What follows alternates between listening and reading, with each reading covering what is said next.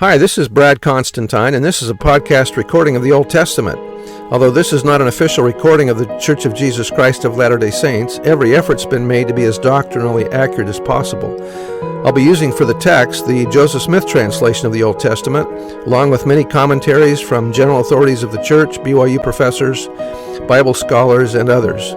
This format will be very detailed, and so if you want a deep analysis of the Old Testament, you come to the right place. Thanks for your attendance.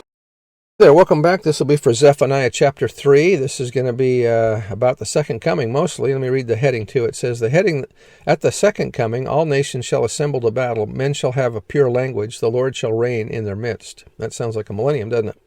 Verse 1, "Woe to her that is filthy and polluted to the oppressing city. She obeyed not the voice, she received not correction, she trusted not in the Lord, she drew not near to her God." Zephaniah turned again to Jerusalem with both warning and promise. He condemned many groups in Judah's society, including the political leaders, the judges, the prophets, and the priests. Corruption was at every level. He stressed the constant righteousness and justice of the Lord, who continually brings down wicked people and nations.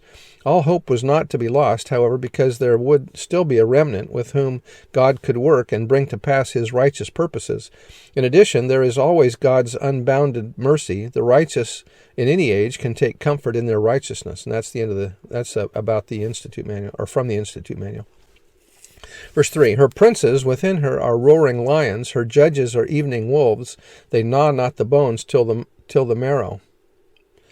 Her prophets are light or wanton and treacherous persons. Her priests have polluted the sanctuary. They have done violence to the law," or the Torah.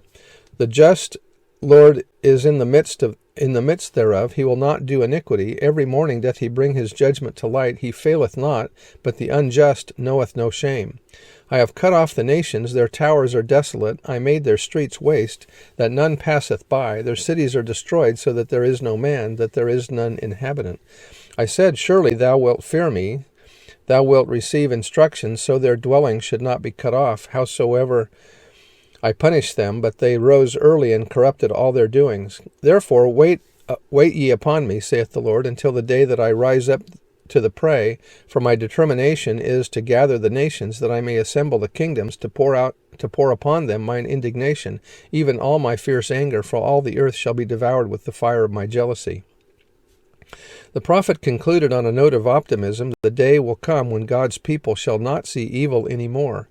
Those who have borne the burden of reproach shall be gathered from far and become a name and a praise among men. Zephaniah saw our day and beyond. In it he both suffered and rejoiced.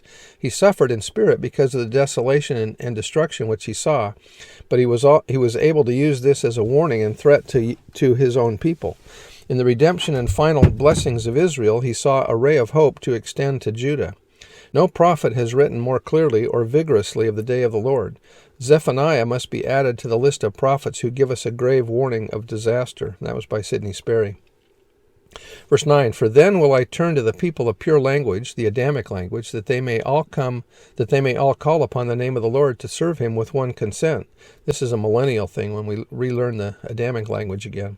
"For beyond the rivers of Ethiopia my suppliants, even the daughter of my dispersed, shall bring mine offering. In that day shalt thou not be ashamed for all thy doings, wherein thou hast transgressed against me. For then I will take away out of the midst of thee them that rejoice in thy pride, and thou shalt no more be haughty because of my holy mountain, or in my holy mountain. I will also leave in the midst of thee an afflicted and poor people, and they shall trust in the name of the Lord. The remnant of Israel shall not do iniquity, nor speak lies, neither shall a deceitful tongue be found in their mouth. For they shall feed and lie down, and none shall make them afraid. Sing, O daughter of Zion, shout, O Israel, be glad and rejoice with all the heart, O daughter of Jerusalem. In the last days Israel will be gathered. The Lord hath taken away thy judgments, he hath cast out thine enemy, the King of Israel, even the Lord is in the midst of thee, thou shalt not see evil any more. In that day it shall be said to Jerusalem, Fear thou not, and to Zion, Let not thine hands be slack. The Lord thy God in the midst of thee is mighty. He will save, he will rejoice over thee with joy. He will rest in his love, he will joy over thee with singing. I will gather them that are sorrowful for the solemn assembly, who are of thee, to whom the reproach of it was a burden.